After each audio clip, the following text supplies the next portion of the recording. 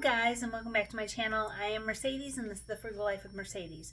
So there's been some things that have been going on just kind of nationwide that I'm a little bit behind on, but I wanted to go ahead and kind of talk about them and address them. One, just because I feel like it has something to do with finances, and two, just in case you guys haven't heard of any of these things. So there has been a lot of talk recently, especially like in late December, about Big Lots closing nationwide. And from the research that I've done, those will basically all be shut down by middle of February. And also Party City are closing nationwide. And the thing about Big Lots is, I think sometime in like November, one of my clients likes to go to Big Lots, and they told me, hey, the Big Lots that's by me is closing. And I was like, really? I've never been a big Lots shopper, just occasionally. And so then I was curious if it was just the Big Lots that was local or if it was all of them, and I came to find out that it was Big Lots nationwide. And we have a Party City pretty near where I live, and I actually don't think I've ever been to Party City. If I have, maybe it was one time. And so the Party Cities are closing down nationwide, and I guess they're going to be rolling that out pretty soon, like pretty efficiently. And also I heard that the Container Store is filing bankruptcy. Now you guys got to remember, bankruptcy does not always mean that it is going to close permanently. Sometimes that can be like a corporate restructuring, or it can kind of be like, okay guys, like our numbers are not that great and we have to do XYZ to get it better. Because corporate bankruptcy and like people bankruptcy is like, it's different. And of course I am not a bankruptcy expert.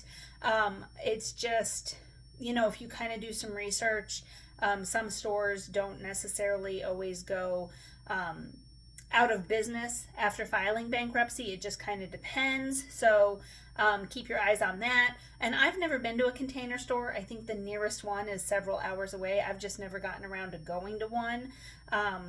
But that's been going on. And I also was made aware that the search engine Honey, if you guys don't know what Honey is, it's essentially, they used to do a lot of commercials for it, and a lot of YouTubers actually did advertising for it. It was a search engine, so like let's say you want to buy something from a major retailer, you would do it through Honey, and they would provide the best possible coupon, supposedly, and it was just a way to kind of incentivize people to use their search engine and get things cheaper when they were purchasing things. But there's been a whole big scandal that came out.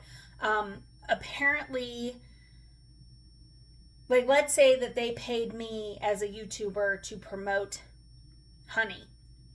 Then what was happening was I was supposed to get money back for that. So whenever people clicked on the link of the influencer was supposed to get a certain percentage. And then it turns out that they were not getting those certain percentages, and Honey was just recouping that money back. And then also what was happening is big retailers didn't really like Honey because it was guaranteeing that people would get a percentage off. So what Honey was saying was, hey, you've got this 10% coupon or you've got this 1% coupon. If you cooperate with us, we will make sure that people only get to use the 1%.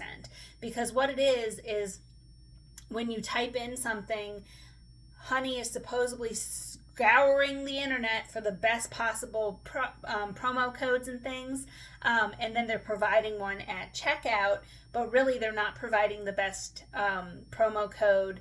They are providing the lowest promo code available, and so you can't really be both. You can't tell retailers, hey, we're just going to provide this really small percentage off, and it's going to make people want to spend more on your products.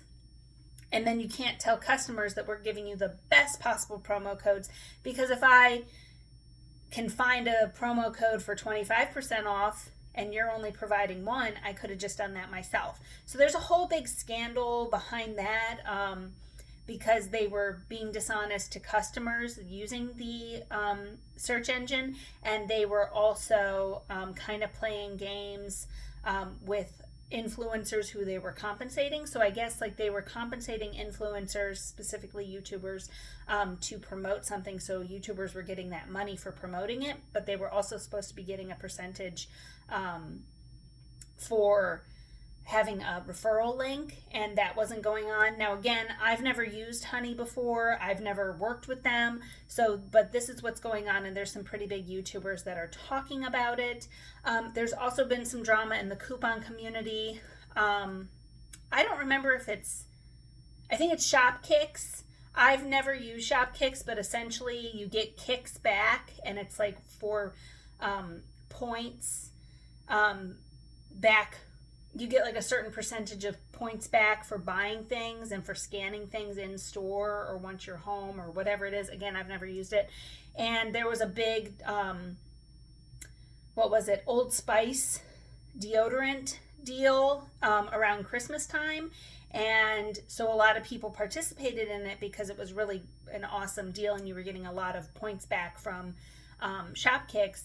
And then Shopkicks basically made it so people couldn't cash out their points into gift cards or into PayPal, and then they were also removing people's rewards and points, even for things that even for purchases that didn't have anything to do with the Old Spice. And so that's a pretty big thing that's going on. Again, the Honey thing and the Shopkicks thing, they don't really involve me, but it's just kind of stuff that I've been seeing, and I was kind of interested in expressing that to you guys. So a lot of things going on in the world, and I always tell you guys it's really important to stay informed, because even if you're not a couponer, you still kind of want to know what businesses, we all should know what businesses are doing what and what businesses are being sketchy. Another little thing that I want to drop in here is I was watching some videos about the Shopkicks thing or the Honey thing, and people were like, well, contact the Better Business Bureau and the Better Business Bureau and the Better Business Bureau. And I'm here to tell you that the Better Business Bureau is kind of crap. It is not a government agency. It is not associated with the government in any way, shape, or form. Essentially, the Better Business Bureau is old school Yelp.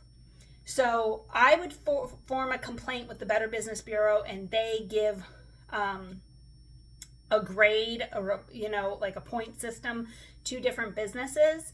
So just because a business has a high point score with the Better Business Bureau doesn't mean that they're a good company. So it's really has to do with reviews and who's reporting. So a business could be really terrible, but if people aren't really reporting what's going on, then they would probably have a high score. And the Better Business Bureau literally has no power to, they can't shut down these businesses.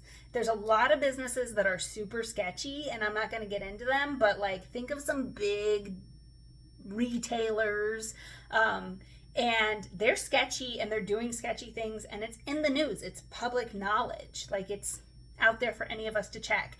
And do you really think the Better Business Bureau is going to go in there and like guns blazing, like we're shutting this sucker down? Like, no, they're not going to do that. They have no power to do that. And that is why leaving reviews like on Google, or even making a video about it, like even if you're not an influencer or if you're not a YouTuber, if you got done real bad by a company, like this, the power that we have is you can make a 30-second video and say such and such company did XYZ, they're super sketchy, because that helps and then other people can be like, they did the same thing to me, and they did the same thing to me, and they did the same thing to this person. And then there's power in that. And these companies, we really need to start holding them accountable for their decisions and what they're doing. So anyway, guys, that's just some stuff that's been going on, and I hope that you guys found that interesting. Please consider subscribing to my channel. If you did not know, I have an Instagram, The Frugal Life with Mercedes. Until next time, guys, bye.